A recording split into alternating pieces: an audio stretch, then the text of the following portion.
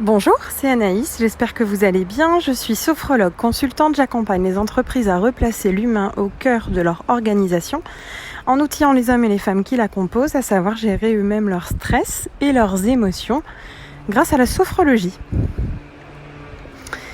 Aujourd'hui, je voulais vous parler de quelque chose d'extrêmement important quand on veut se lancer dans un projet ou au contraire, quand on sent qu'on est freiné, quand on sent qu'on n'ose pas. Je voulais simplement vous expliquer qu'on peut décider de faire au lieu de parfaire. Pendant très longtemps, j'ai cru que mon perfectionnisme était une qualité, était un avantage, quelque chose que je pouvais mettre en avant en entretien d'embauche. Ça montrait que j'étais pointilleuse, que je regardais dans les détails, j'avais ce souci du travail bien fait. Je pensais que c'était une qualité. Jusqu'au jour où je me suis rendu compte que le verso de ce perfectionnisme, on va dire l'autre côté de la médaille, c'était que tant que c'était pas parfait, tant que c'était pas totalement contrôlé, maîtrisé, pensé, compris, appréhendé, planifié, je me lançais pas. Et il y a l'abbé Pierre qui a dit quelque chose de formidable, c'est n'attends pas d'être parfait pour commencer quelque chose de bien. Et en fait, ça a été dit par quelqu'un qui en a fait pas mal, justement. Donc je me suis dit, c'est peut-être intéressant de l'écouter. Et moi, j'ai réalisé maintenant que j'apprends, que je comprends, que je deviens compétente dans n'importe quel domaine, en faisant. En faisant. Et faire, en tout cas faire le premier pas, c'est accepter de faire sans justement être parfait ou parfaite. Mais c'est en faisant qu'on apprend, quels que soient les domaines.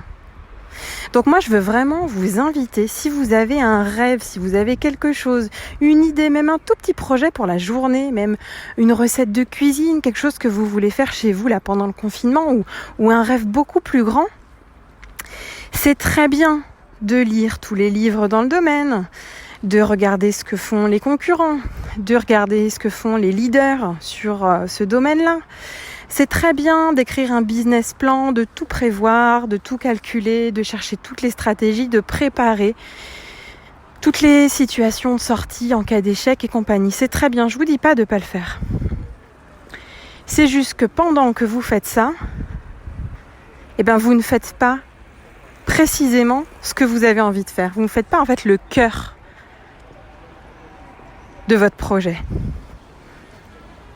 Et je pense que la meilleure manière d'y arriver, c'est de se lancer, c'est d'y aller tout de suite. Donc pour aujourd'hui, j'ai envie de vous inviter à réfléchir. C'est quoi que vous adorez faire ? C'est quoi, comme je vous le disais dans l'épisode d'hier, c'est en faisant quelle activité que vous vous sentez mais totalement absorbé, comme si le temps était infini en fait.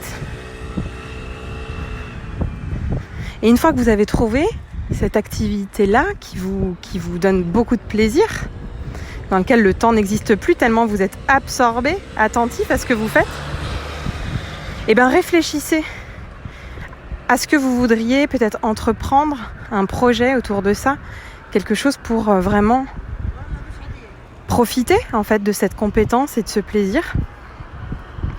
Et de quelle manière vous pouvez dès aujourd'hui faire. C'est-à-dire pas noter dans un tableau Excel les pour, les contre, les combien je vais gagner en mois numéro 1, en mois numéro 2, etc. Il faut le faire à un moment donné, mais c'est pas ce que je vous propose aujourd'hui. Aujourd'hui, je vous propose, allez-y, mettez les mains dans le cambouis. Faites plutôt que parfaites. C'est tout pour aujourd'hui. Je vous souhaite une très belle journée, prenez bien soin de vous et des vôtres et je vous dis à très vite pour la suite.